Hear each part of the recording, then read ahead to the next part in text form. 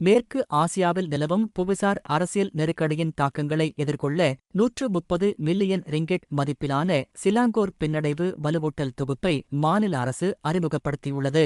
எதிர்வரும் ஜூன் மாதம் தொடங்கும் இத்திட்டம் குறித்து பேசிய மந்திரி பெசார் டத்தோ ஸ்ரீ அமிருடின் ஷாரி, உணவு பாதுகாப்பு மற்றும் பணவீக்க கட்டுப்பாட்டிற்கு இதில் முன்னுரிமை அளிக்கப்பட்டுள்ளதாக தெரிவித்தார். இதன் கீழ் ஜெலாஜா ஏசான் ரேமா மலிவு விலை விற்பனைக்காக கூடுதலாக 5 மில்லியன் ரிங்கிட்டும் மாநில உணவு கிடங்கிற்கு 50 மில்லியன் ரிங்கிட்டும் ஒதுக்கீடு செய்யப்பட்டுள்ளது.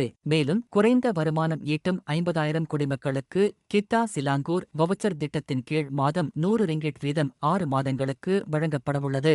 விவசாயம் மற்றும் மீன்பிடித் துறையில் ஈடுபட்டுள்ள சுமார் 20,000க்கும் மேற்பட்டோருக்கு எரிபொருள் மற்றும் இடுபொருள் செலவுகளை ஈடுகட்ட 25 மில்லியன் ரிங்கிட் உதவித்தொகையாக வழங்கப்படவுள்ளது. இவற்றுடன் மாநிலத்தில் உள்ள 873 பள்ளிகளைச் சேர்ந்த மாணவர்களுக்கு இலவச காலை உணவு திட்டம் மற்றும் பொது போக்குவரத்து சலுகைகளையும் மாநில அரசு அறிவித்துள்ளது.